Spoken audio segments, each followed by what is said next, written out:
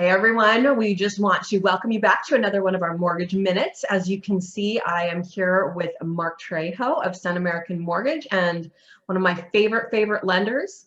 So we are super excited to have Marc back. Thanks her favorite lender, just so you know, it's her favorite, not one, her favorite. We have to be a little politically correct, you know. I know, I'm just messing with you. Well, and I'll just tell you guys, in full disclosure, he probably is my favorite because I'm related to him. So I do typically fully disclose before I send you guys over to Marc, but Marc is he's actually my second cousin. And so we did not grow up together. The way that we met was the most random. I had no idea. Another agent referred me over to Marc because Marc was getting deals done when some of my other lenders were not able to get them done. And when he told me his last name, I'm like, there's only so many Trejos in the world. I wonder.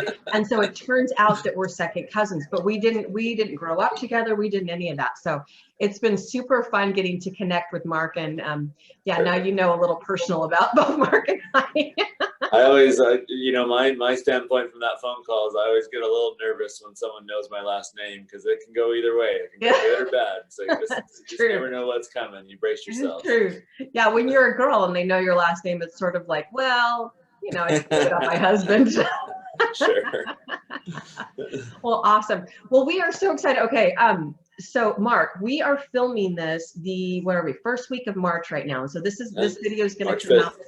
Yeah, we're going to come out sometime in March. So so we may have to go back and revamp this even before we send it out, but maybe not. We have started to see some real volatility in the lending market. And so we wanted to jump on and film this really quick and just kind of discuss what Marc is seeing, what's happening, what that means to you. Like literally, Marc, we've seen about half a percentage point change in interest rates, and it's happened quick. I mean, it's literally been a 3-week time frame where we've seen rates just kind of spike, and like with anything, I think that's what we've seen. The same thing with gas prices. I mean, I remember the first part of January we were paying 240-ish, and now we're looking above 3, and so things increase fast and they come down slow, and that's no different from mortgage rates. Absolutely correct. So yeah, it's been kind of a volatile week in lending. So what I wanted to ask you, Marc, is I know that anytime the interest rate changes, that either makes a buyer able to buy more house or less house. And so obviously when the interest rate increases, their ability to purchase decreases, correct? Right, because it increases your monthly payment and therefore it affects your debt to income ratio, which is where everything derives as far as what you qualify for. Awesome. So let's say, just if you can give us a ballpark here, for every 0.5% increase, how does that affect my purchase power? Oh, that's a good question. That involves math. I know. You know, every situation's different because it's based on purchase price. I mean, it can have a big impact if you're looking at if you're on a low purchase price, you know, a 0.5% rate, you know, that could swing you $10,000 to $20,000 on a purchase price range. You know, if you're in the 300s, 400,000s, maybe it's not as high, but it still gets up there with those swings. And so, you know, going from a $300,000 purchase where your payment is, you know, $1,500 to a $300,000 payment with a 0.5 point higher, and your payment all of a sudden is $1,700, you know, that puts a ding in the pocketbook and puts a ding in the debt to income ratio. Yeah. So that's the reason we're talking about this right now, is because a lot of people, when they're out, are buyers right now because of affordability in the marketplace and such. We've seen such appreciation, and people are feeling like, oh my gosh, I better scramble and try and buy a house because interest rates are so good, and before houses get to the point where I can't buy. So they're already buying at the top of their price point just to try and even get into the market. Right. And now we're seeing them starting to get priced out because interest rates are coming up. Right. And that's the problem we're faced with. You know, we're still spoiled with rate. I mean, we say a 0.5 point increase, but that just means low 3s. Yeah. You know, a year ago, we would have been thrilled with low 3s. And then with everything that happened economically, we got into the 2s. But what comparing that with what prices have done over the past 12 months has put us into an interesting situation where you have a lot of people that are already at the top of their market, because in order to get a house in this market, that's where they have to be. Right. So any rate increase is going to affect that. Will it get to the point where it starts impacting prices? Depends on how high they go, and it depends on how many homes hit the market, and it depends on how all those compensating factors and how they play into it. Right. So let's just for a hot minute, let's sidebar the lending and just kind of address that really fast, because we get a lot of questions right now. You know, people are still thinking that we're in a housing bubble. And I've been preaching from the rooftops here that no, we are not in a bubble. And I just want to reiterate that, because what Marc is saying is absolutely true. At some point, these values have to cool off, but they're not going to drop. Why are they not going to drop? Because of supply and demand. So a little bit of a history lesson, you guys. After the Great Recession, a lot of our builders either went bankrupt or they just stopped building because it wasn't advantageous. And then the price of construction went up. There were all of these variables around construction. So quite frankly, our builders have not been keeping pace with what we call household formation here in Arizona. And then put that on top of everything with the pandemic and changes and how people are working and stuff. We've got a lot of people moving into the state of Arizona, plus the regular household formation that we expected for Arizona over these years. And the builders are anywhere between 5 and 7 years behind. So for us to just alleviate the pressure that we feel right now for normal household formation is going to take the builders somewhere between 5 and 7 years. So if you're asking my personal opinion, and it is just an opinion, but I think it's a pretty well educated opinion, guys, we're not in a bubble, and we're not going to see those values drop in the next 5 to 7 years.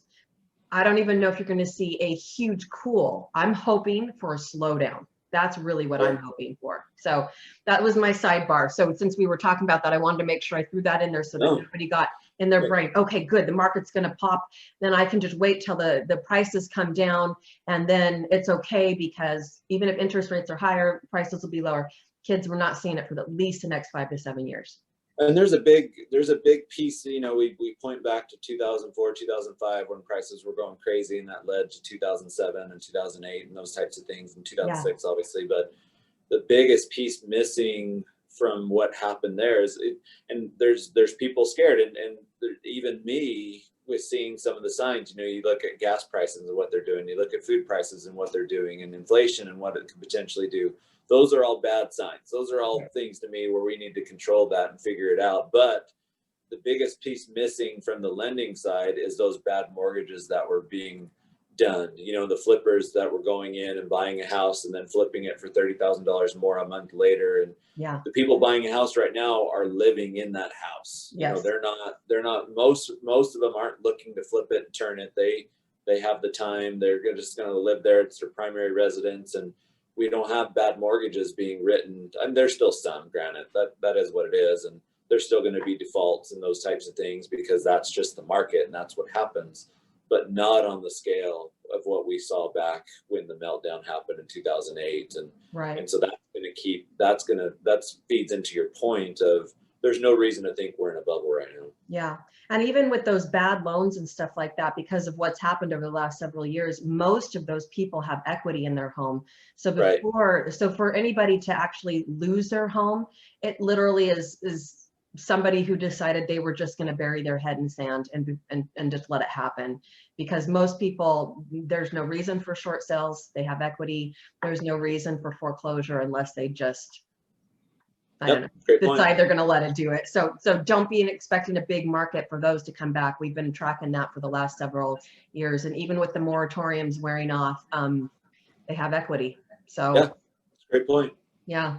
Awesome. Okay. So I know you don't have a crystal ball or anything, Marc, but if you were to take a good guess, what do you foresee happening over the next, let's just go a few months? Are we going to expect to see interest rates kind of steady out? Or are they going to continue to go up? Or are they just going to be bouncing all over the place, and we just better pick the best day? The whole, you know, obviously it depends on what happens around us. It depends on the economy depends on all those types of things. But if the status quo would remain the same of what we're looking at today, I think it's safe to say that we could see even further increase. It's safe to say that at least maybe they'll level off, but I kind of tend to think they might go a little bit higher.